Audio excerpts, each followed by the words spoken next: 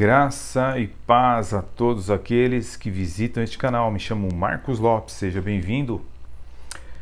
Diz a palavra de Deus em Isaías capítulo 45, verso 9 e 10, diz: Ai daquele que contende com o seu Criador, o caco entre outros cacos de barro.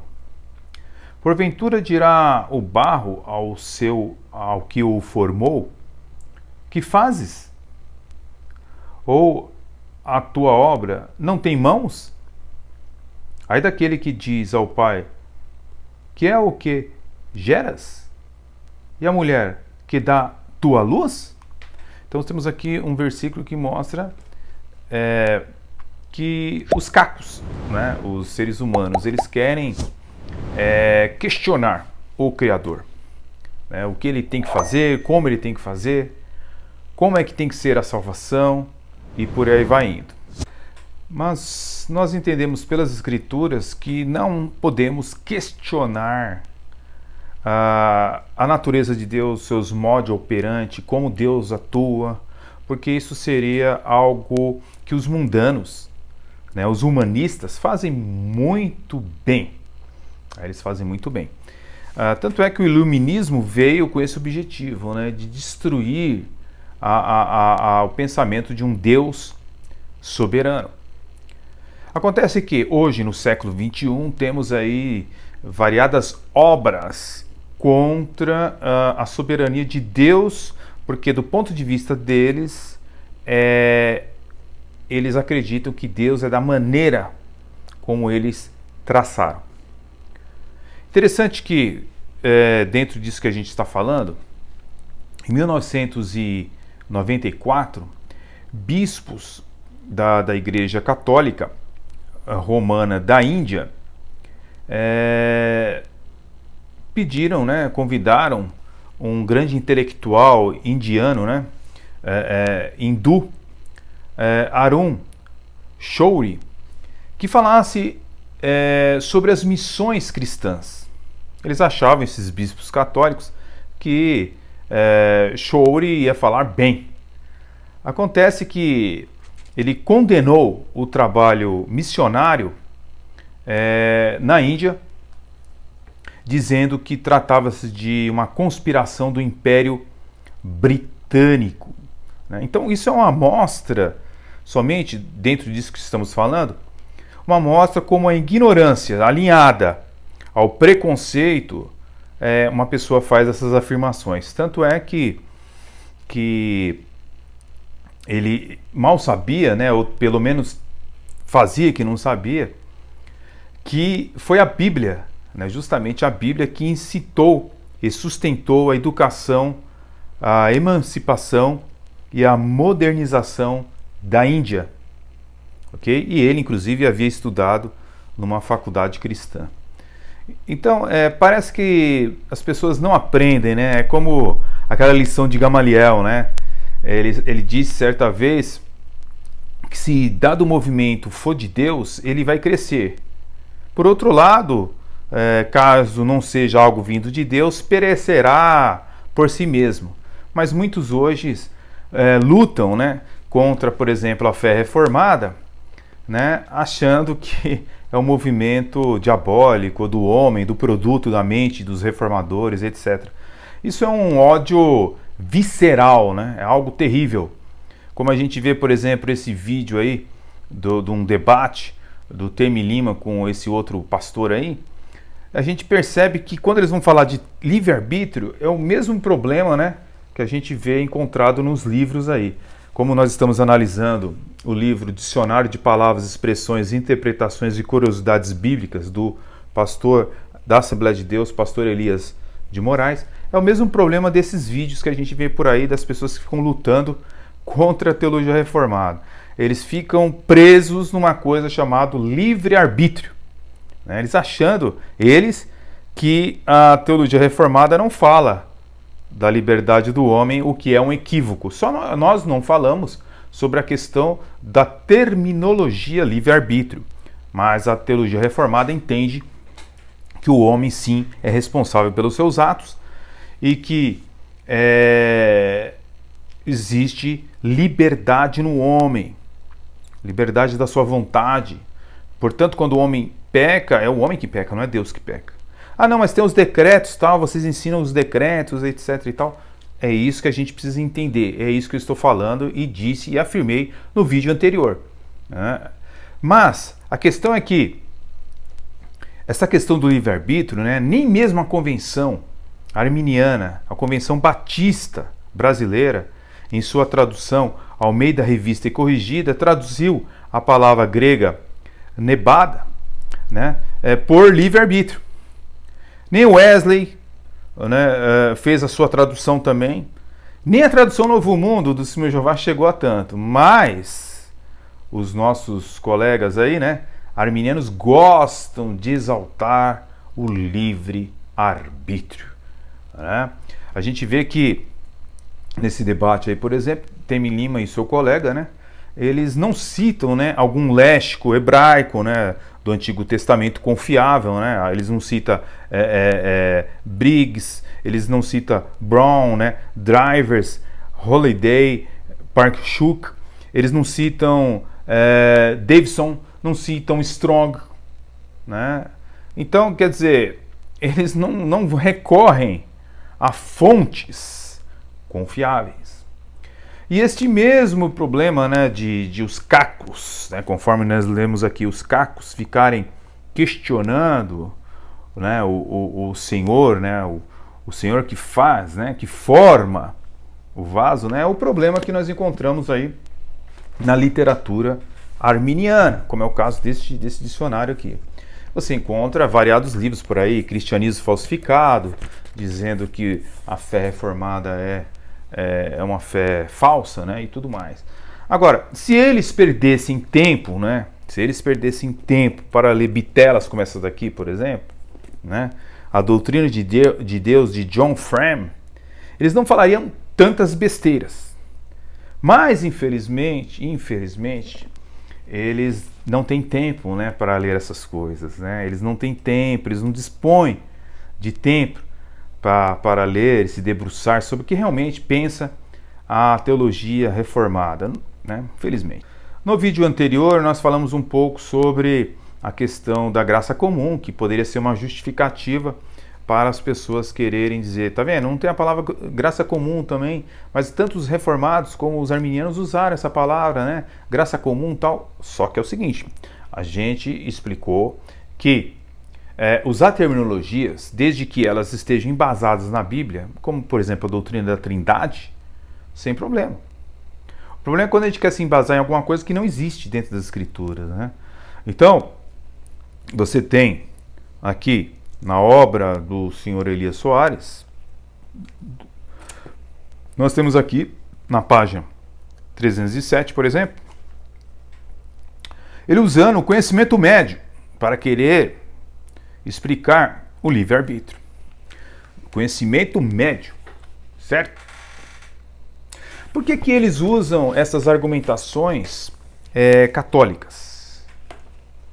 Porque, de fato, se a gente for fazer um retrocesso na vida de Armínio, nós vamos perceber muitas coisas, né? Então, quando a gente vai para a página 294 da obra do senhor Elias Soares, nós percebemos aqui na página 293 e 294 que ele tenta justificar a Deus. Olha, então, quando nós vamos ver aqui um pouquinho para frente, por que eles usam esses argumentos de jesuítas católicos? Bem, mas de início, nós vamos centralizar, né, um pouquinho nessas perguntas do qual ele fez aqui. De uma maneira bem breve, a gente pode centralizar dizendo o seguinte: ele insiste na questão do livre-arbítrio, né? Ele diz que, primeiro, para defender o caráter de Deus. Então, o livre-arbítrio seria para defender o caráter de Deus. Um Deus santo, bom e justo e amoroso, jamais criaria o pecado. Pois se o homem não foi criado com livre-arbítrio e Deus não o restaurou por meio de sua graça, ainda que sabemos que esse livre-arbítrio, mesmo restaurado, não é pleno, como era ou do primeiro casal ali no Éden. Em tese, Deus se tornaria o autor do pecado e responsável por toda a prática má e perversa cometida pelos homens, uma vez que estes não têm opção de escolha. Então, o grande problema do pastor Elias Soares com a sua obra, né, e tantos outros que se levantam contra a fé reformada é porque, primeiro, eles não estudam o que ensina a teologia reformada. Porque se eles estudassem, né, se eles debruçassem um pouco, verdadeiramente, né, sobre o que pensa a teologia reformada, eles não falariam certas coisas. Bastaria ele, por exemplo, ler este livro aqui, da própria pena de John Calvino, A Providência Secreta de Deus, tá? Onde John Calvino, pelas Escrituras, pela Bíblia, mostra que esta alegação era já conhecida na sua época, que Deus era autor do pecado e do mal. Tá? Se ele lesse, por exemplo, esse livro da Eterna Predestinação, uma resposta a Plígios, né, onde John Calvino deu uma resposta justamente sobre essas questões, tá? Onde as pessoas acusavam já na sua época, né, que a teologia reformada fazia de Deus autor do pecado e do mal. Acontece que da forma como eles querem acusar a teologia reformada, não existe essa questão de Deus ser autor do pecado e do mal, da forma como eles querem colocar. Tá? A teologia reformada, através das suas confissões, através da confissão de Westminster, por exemplo, ela esclarece muito bem essa questão. Tá? Então, mas eles querem, né, pegar pontos, assim, versículos isolados, né, passagens isoladas dos reformadores, pensando aqui, pensando ali, para poder realmente denegrir a teologia reformada. Agora, veja bem, Calvino, né, nesse livro aqui que eu mostrei para vocês, por exemplo, tá, ele chega a dizer o seguinte sobre esta questão. Ele diz o seguinte: primeiro deve ser observado que a vontade de Deus é a causa de todas as coisas que acontecem no mundo, e todavia Deus não é o autor do mal. Porque a causa imediata é uma coisa e a causa remota é outra. Todavia, certas pessoas, sem vergonhas e mesquinhas, nos acusam com calúnia de sustentar que Deus é o autor do pecado. Se sua vontade é considerada a causa primeira de tudo o que acontece. Então, só assim, brevemente, nós podemos apresentar que isso realmente não passa de uma grande calúnia, né? Dizer que tanto os reformadores, Lutero, John Calvino, Busser, tantos outros, usando as escrituras sagradas, ensinaram esse tipo de coisa, tá? É evidente que nada pode surgir do nada. O mal não poderia surgir do nada. Deus simplesmente sabe o que é o mal. Ele teve que usar o mal para os seus propósitos. Agora, eles têm um medo muito grande, né, de querer dizer que você suja o caráter de Deus, e, em outras palavras, que a teologia reformada ela está sujando o caráter de Deus. No segundo ponto, ele coloca aqui, por que é importante o livre-arbítrio, então? O livre-arbítrio para lançarmos a responsabilidade da queda e do pecado sobre a criatura e não sobre o Criador. Como vimos, se o homem não tem livre-arbítrio restaurado, mesmo que não seja pleno, a fim de que ele possa ser responsabilizado pelos seus atos, a culpa por tudo o que o homem faz de mal acaba caindo sobre o Criador, e não sobre a criatura, o que consideramos uma ofensa à santidade de Deus. Está aí mais outro problema, né? Do senhor Elias Soares. Esta afirmativa, senhor Elias Soares, não recai sobre a teologia reformada. Isso são espantalhos criados pelos arminianos e pelos jesuítas e pelos molinistas, tá? Pelos socianos. Então o que acontece? A questão é que nunca a teologia reformada disse de que, por exemplo, não é o homem que peca por ele mesmo. A sua natureza ela é pecaminosa, diz a Bíblia. E ele responderá pelos seus pecados. Decretos não tem nada a ver com a responsabilidade do homem. Tá? É bom você entender esse tipo de coisa. Então, A gente começa a ver aqui já no terceiro tópico esse tipo de entendimento dos arminianos. Para provar que Deus não criou um robô, mas seres moralmente livres. É sempre aquela velha história, né? Ah, Deus não criou robô, então... Olha lá, vamos lá. Já dizia um amigo apologista, que ele não fala quem é aqui. O amor só pode ser verdadeiro se houver a possibilidade de não amar. Quando somos, de certa forma, compelidos de forma irresistível e fazemos qualquer coisa contra a nossa vontade, deixamos de ser moralmente livres para nos tornarmos um verdadeiro robô. Mas sabemos pelas Escrituras que Deus não criou máquinas ou robôs, mas seres moralmente livres. É justamente isso que ensina a teologia reformada, senhor Elias Soares. Se o senhor for pegar livros de doutrinas reformadas, é justamente isso que a teologia ensina. A teologia reformada, né, ela não diz que Deus fez robôs, mas que Deus fez seres livres. Tá? Quando Herodes pecou, certo? Quando Judas Iscariotes pecou, eles pecaram porque eram seres livres. O decreto, certo, emitido de Deus, é que Deus viu na eternidade tudo isso que ia acontecer, e houve momentos que Deus interferiu e houve momentos que Deus não interferiu. Então a questão aqui, isso daqui é um espantalho também, dizer que o ser humano, dentro da teologia reformada, seria um robozinho, um androide, né? Um androide. Quarto ponto, para provar que Deus não é um monstro moral, por isso que precisa ter livre-arbítrio. Se é Deus que elege o homem de forma incondicional para a salvação e o homem não tem qualquer participação nesse processo, crendo e se arrependendo e dizendo sim ao chamado divino, segue-se os que se perdem irão para o lago de fogo. De igual modo foram compelidos por Deus de forma irresistível para a condenação eterna. Olha só. Então, o livre-arbítrio precisa existir, segundo o pastor Elias Soares, para provar que Deus não é um monstro moral. Mas quem disse que Deus é um monstro moral? Por acaso a teologia reformada ensina que Deus é um monstro moral? Ah não, mas vocês não ensinam que Deus é um monstro moral, mas vocês fazem de Deus um monstro moral. Negativo. Negativo. Se é Deus que elege o homem de forma incondicional para a salvação, o homem não tem qualquer participação nesse processo. Quem disse que o homem não tem qualquer participação nesse processo? Totalmente. Isso aqui é um espantalho. Totalmente. Entendeu?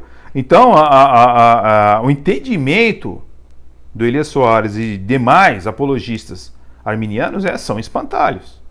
Tá?